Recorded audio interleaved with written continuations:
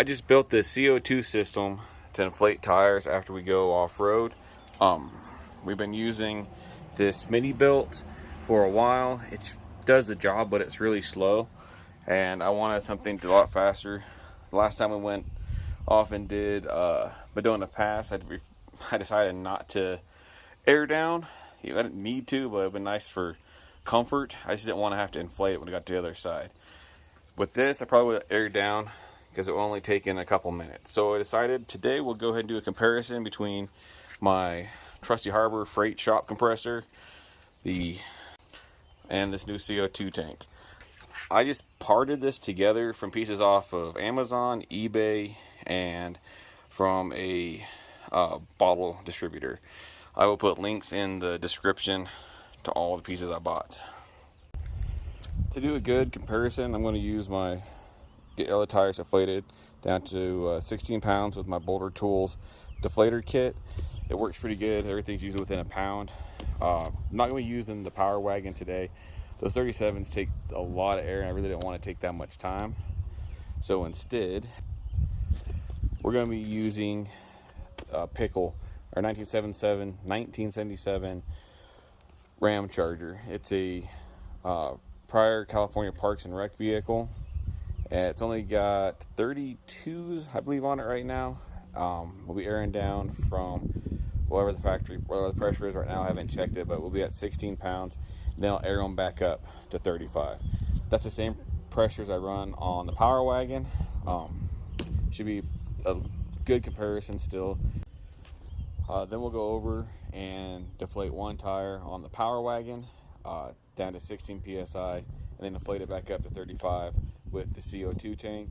This should give me a pretty good idea of what to expect whenever we air down on the trail. If you've never used these are really nice to have for airing down. All you have to do is just take your valve cap off. I've already got these set for 16 psi. I could do a video on that later, but there's plenty of videos out there on how these work. You just screw them in.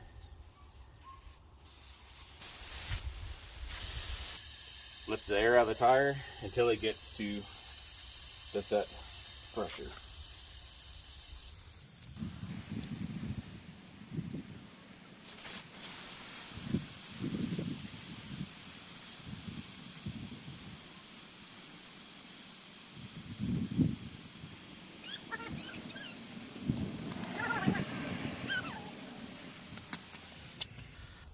Alright, these tires are already pretty low, so it didn't take very long to get for them to shut off.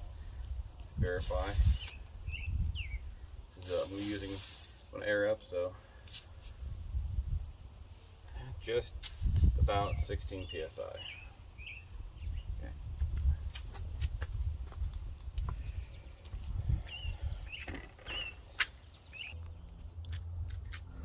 Okay, first thing you gotta do is the hose all hooked up. It's all quick disconnects. I got this piece, then this piece. Let's get it all hooked up.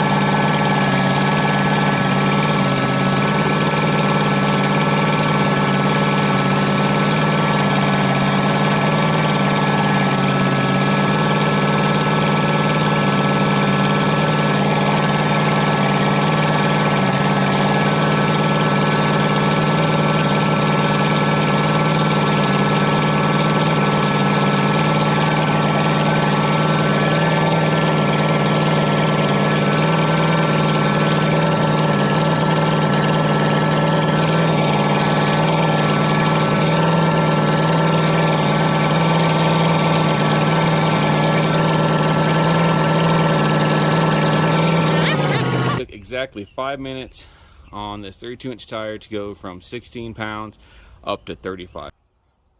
Okay, now we're going to try the compressor on the driver's rear tire.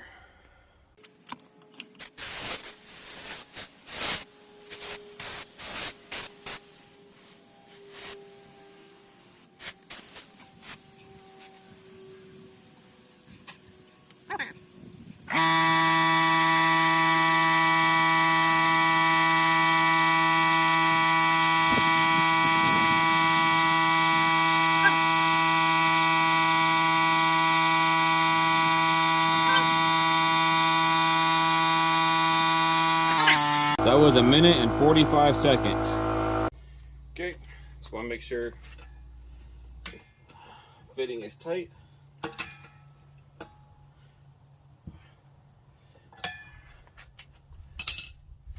And hook up your hose like you would normally.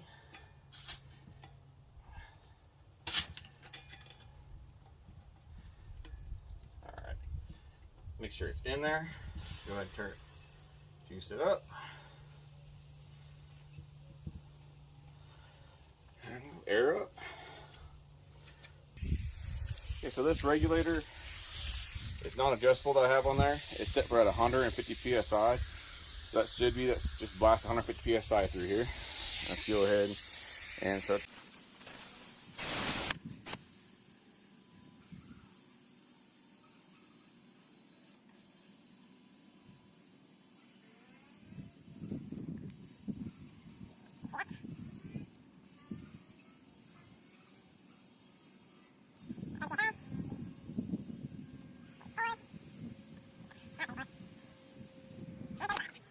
That was 1 minute and 20 seconds.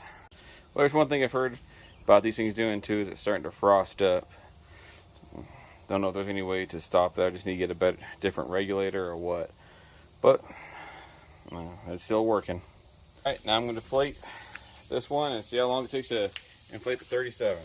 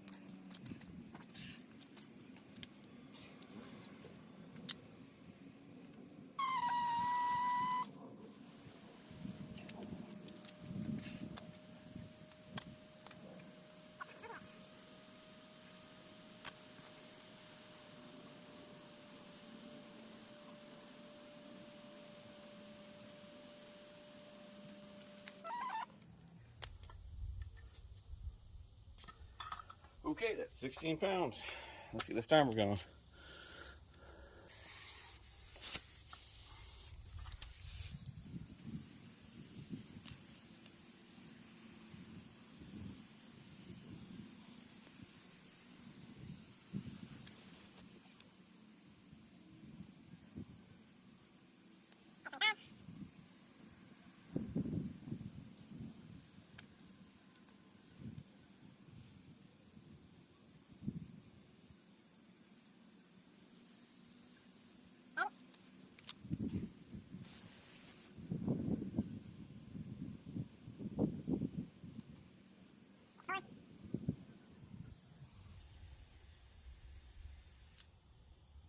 Five.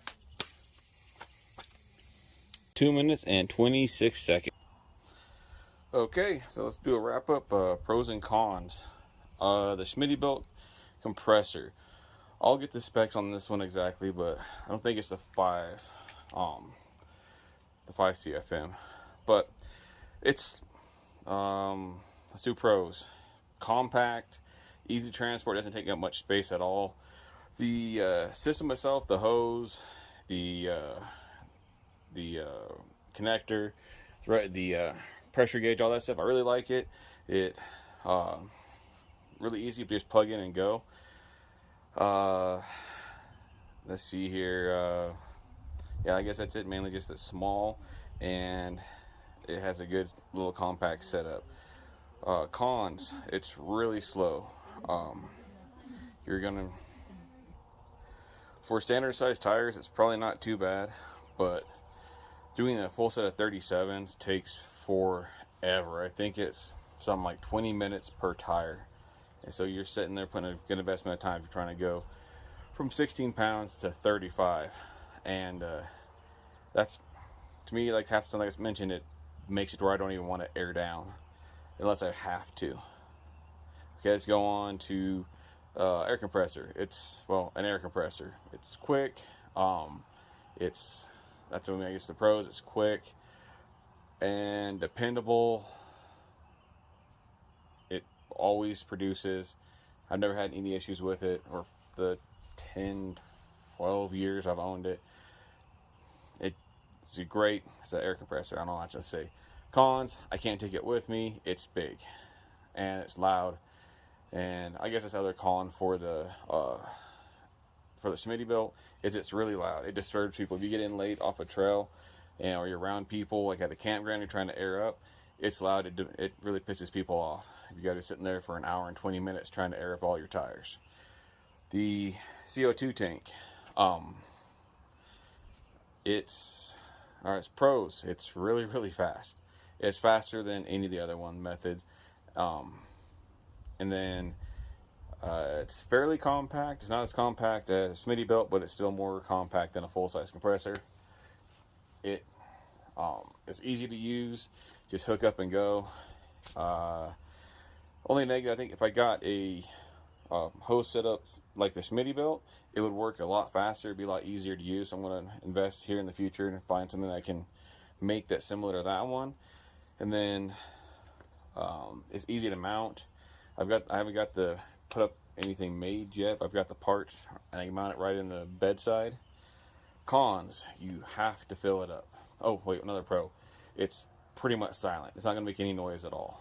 And then I guess the cons is it's not good for using multiple times. If you need to go on a long trip and air up and air down a whole bunch of times, this is probably not the right thing for you. But for just a weekend warrior like me who goes out, a couple times a year or a few times a year, or like I did here not too long ago, went out and did a couple different trails.